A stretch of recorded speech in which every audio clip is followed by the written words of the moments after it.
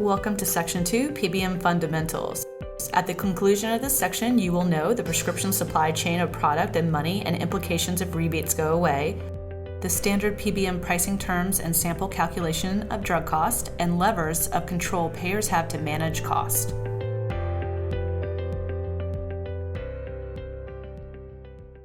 So let's first look at the players in the prescription drug ecosystem. And all I'll say is caveat emptor, which is Latin for buyer beware. If you look, the proverbial black box PBM is sitting in the middle of pharmaceutical manufacturer contracting, employer and health plan contracting, retail pharmacies, wholesalers, and consumers. A Nobel Prize winner once said, "The perfect competition is required if markets are to be efficient." It is perhaps not surprising that markets with information asymmetries and other information imperfections are far from efficient. So let's jump in. So let's look at a simple supply chain. A consumer walks in for the prescription of an antibiotic with no insurance. What happens in the supply chain? Where does the money go and where does the product go? So the wholesaler buys medications from the pharmaceutical manufacturer. Let's say it's Novartis. Then the retail pharmacy buys their medication from the wholesaler. And the consumer then buys their medication from the pharmacy. And there's really no confusion, and nobody is out any money, nobody is waiting for payments. The pharmacy had already paid the wholesaler for the medication was already paid from the wholesaler to the pharmaceutical manufacturer.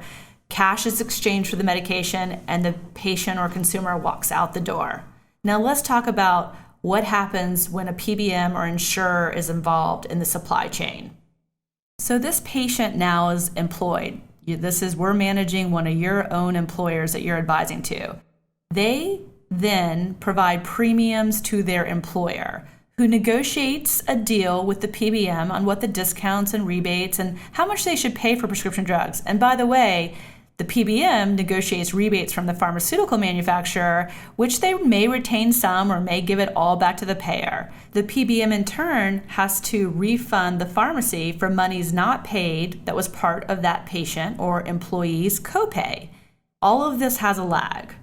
Obviously, this is a complete eye chart, and this complexity is one of the reasons that we're seeing misalignment in the industry. Just think about how this chart works, and if a PBM wanted to spreadsheet better in the typical procurement analysis that any advisor would run, they could loosen the prior authorization clinical protocols to prefer certain medications where they earned more rebates. I know that's a pretty complex topic. We're going to go really deep in that in the next few slides. This module contains resources you may download for use during and after the training. To access the resources for any module, return to the module start page by clicking Exit at the top right of the screen. Then click the link name Additional Resources to access the downloads. Just click the section title from the same screen and you'll be returned to where you left off here. Here we go. I know this is painful, but here is a list of commonly used terms in the PBM world to get you acclimated. So let's start. Average wholesale price, AWP, is what's so-called the list price, like the car starting price, and then there's a discount on it. So we will commonly refer to AWP as a brand name drug with a discount. Admin fee, I think everybody knows what that is. But as a hint, an admin fee, if you see one, means it's typically a transparent contract. We'll get more into that later. Wholesale acquisition price is the price which a wholesaler obtains a drug from a manufacturer, typically 20% less than the AWP or ain't what's paid price that's out there. Discount is the negotiated deduction off of AWP, the list price of that car. Dispensing fee, the charge by the pharmacy for dispensing the prescription, which is usually about $1.75. If someone uses the term ingredient cost, that's typically meant to refer to the drug after the discount is applied, which is AWP discount. Another term commonly used is MAC, or maximum allowable cost. This is the discounted price list that's typically applied to generic medications. So if we say an AWP discount, it could be brand or generic. Usually we're talking about brands. When you say MAC discount, you're almost always talking about a generic discount. Usual and customary price is the cash price you would be charged with no insurance that a retailer could charge. And rebate In my world, and most people's world, is any monetary value returned to the PBM by a pharmaceutical manufacturer. Most payers have some portion or all of a direct rebate. So if Lipitor has a 20% discount that's equivalent to a $30 rebate, they're typically getting that back. But there's a whole host of rebates that exist in the industry that most payers don't really know about, which include educational grants, formulary placement, and all kinds of things. So to keep it simple, I would say define rebate as any money returned to the PBM by a pharmaceutical manufacturer. So now that we know our definitions and terms, let's walk through a quick calculation. How would we calculate the total cost of a brand name medication? So what you'll see here is the formula. Drug cost calculation is AWP times the discount plus a dispensing fee plus the admin fee, if there is an admin fee, minus what the rebate. That's the actual cost of the drug. Before we get into the details of that, I just want you to know the bone of contention here with the rebates is that if rebates are paid, and they're always paid 6 months after the fact, and they're not often shared with the plan participant, the consumer, the patient, unless you have a provision called point of sale rebates, a very strict attorney may interpret that to say any patient that pays coinsurance or has a high deductible health plan where they're supposed to pay a portion of their prescription drugs, and that's what's listed in their SPD documents, when they don't share in part of that rebate, they actually pay more than the portion of the drugs that their employer told them they were. So kind of some interesting dynamics. Most people don't interpret it that tightly, and they figure employers, health plans are paying the vast majority of the cost of the drug, and they let that slide and they retain the rebates that exist in the market today in the commercial segment. So let's walk through an actual example. If the UNC price is $280, remember that's the cash price for anybody who walked in off the street, and the AWP price is $300, remember that's before discount. So what do? If the discount is 17%, follow the calculation here, AWP minus 17% is $249. You add in the dispensing fee of $1.50. This contract didn't have any admin fees, and the rebate for this 30-day supply brand was $80 per brand claim. So the total cost is $170.50 because you subtracted out the rebate.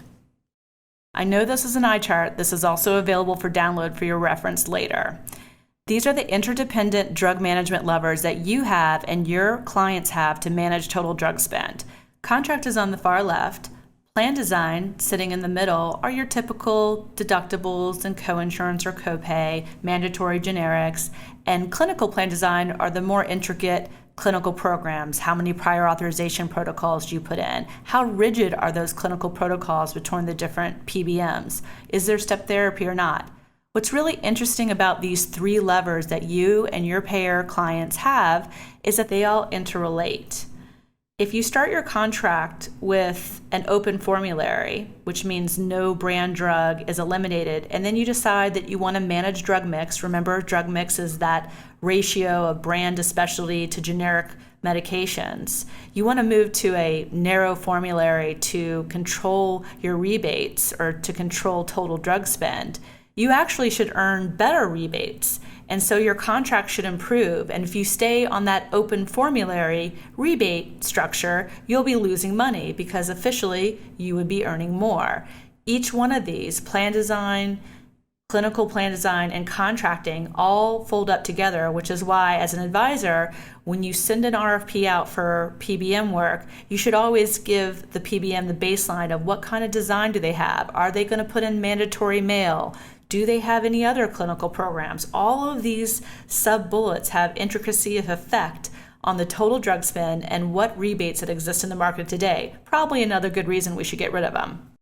Just to pull out some of the plan design basics from the previous slide, what kind of consumer or employee plan design you could put in, I've put in what we affectionately call the hill of pain here. What on the far left are low consumer investment, meaning that you're not going to have a lot of member disruption, but it also leads to low savings. And as you go up the hill, each one of those plan design decisions, you will have more member disruption, but you'll also have greater savings, and you'll shift drug mix further away from specialty use and brand medication more towards generic medications. Just to recap, what we covered have been the basic contracting terms before we get into the real fun, which is contracting language, in the next section, the complicated supply chain and different players, the different levers to control total drug spend and how one interplays with the other, and consumer disruption to savings potential of plan design options. Next up, Section 3, Plan, Contracting, and Design.